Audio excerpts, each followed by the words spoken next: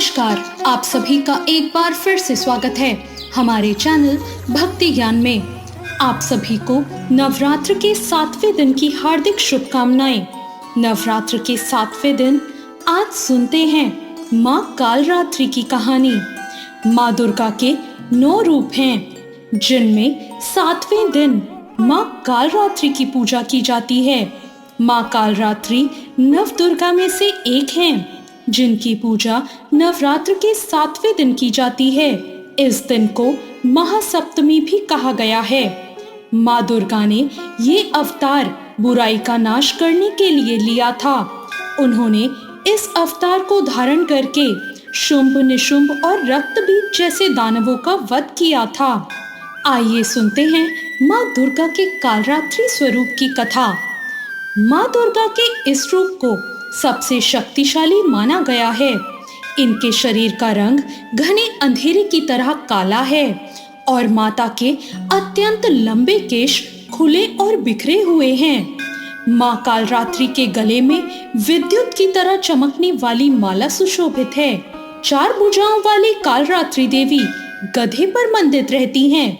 इनके बाएं हाथ में लोहे का कांटेदार अस्त्र अलंकृत है और दूसरे हाथ में एक कतार है।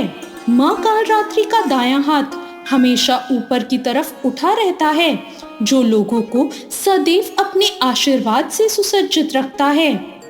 उनका नीचे वाला हाथ भक्तों को आश्वासन देने के लिए है कि वो माता के संरक्षण में भयमुक्त होकर रह सकते हैं। माता को गुड़ का भोग बहुत प्रिय है और उन्हें लाल रंग के वस्त्र और रात रानी के फूल भी बहुत प्रिय हैं। एक बार दैत्य शुंभ, निशुंभ और रक्तबीज ने अपना आतंक तीनों लोकों में फैलाना शुरू कर दिया था।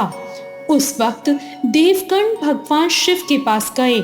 जब भगवान शिव ने सभी देवताओं को चिंतित देखा तो उनसे उनकी चिंता का कारण पूछा। तब देवताओं ने भगवान शिव से कहा, हे भोलेनाथ, शुंभ, निशुंभ और रक्तबीज नाम के दानवों ने अपने उत्पात से हम सभी को परेशान कर रखा है। कृपया हमारी मदद करें। ये सुनते ही भोलेनाथ ने अपने समीप बैठी माता पार्वती की ओर देखा और उनसे उन दानवों का वध करने की प्रार्थना की। भगवान शंकर की बात सुनकर देवी पार्वती ने उनके सामने नतमस्तक होकर उनका आशीर्वाद लिया और वहां से जाने की आज्ञा मांगी और दानवों का वध करने को निकल पड़ी। माता पार्वती ने दानवों का वध करने के लिए माँ दुर्गा का रूप धारण किया। इस रूप से वो सिंह पर सवारी करती हुई अति मनमोहक और शक्तिशाली लग रही थी। माता को देखकर सभी राक्षस अचंभित हो गए। उन तीनों ने माता के साथ एक घमासान युद्ध किया। दैत्यों ने अपना पूरा बल लगा दिया, लेकिन माता के सामने टिक नहीं पाए। आदिशक्ति ने शुंभ और निशुंभ का वध कर दिया। इसके बाद माँ ने रक्तबीज के साथ युद्ध करना शुरू किया। रक्तबीज कोई मामूली दानव नहीं था।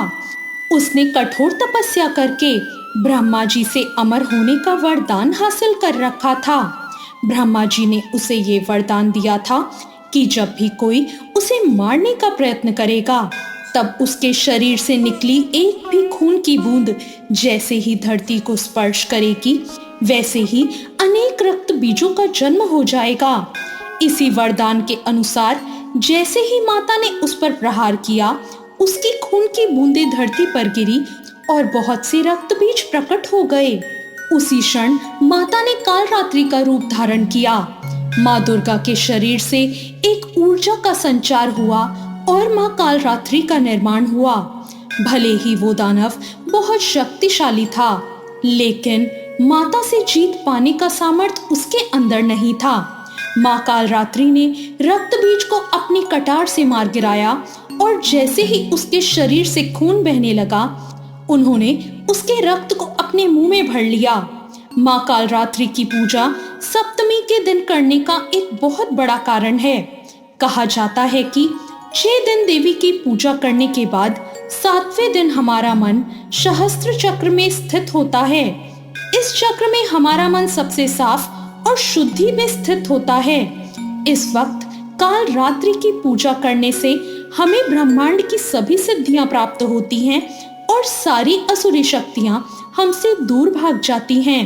माँ काल रात्रि की आराधना करने का मंत्र है ओम देवी कालरात्रे नमः। इसके जाप से आपकी सारी मनोकामनाएं अवश्य ही पूर्ण होंगी। इस मंत्र का मतलब है कि ओम के समान निर्विकारी माँ काल रात्रि दुख रूपी अंधकार का नाश करने वाली हैं। दुष्टों और राक्षसों का अंत करने वाली माँ हम सभी का कल्याण करे। देवी काल रात्रि का यह स्वरूप शुभ फल देने वाला है, इसलिए इन्हें माँ शुभंकरी भी कहा जाता है। अब मैं आपको बताती हूँ माँ काल रात्रि की पूजा विधि। माँ काल रात्रि की पूजा के लिए सुबह जल्दी उठकर स्नान करके साफ वस्त्र पहन लें। देवी काल रात्रि की पूजा करने का संकल्प लें।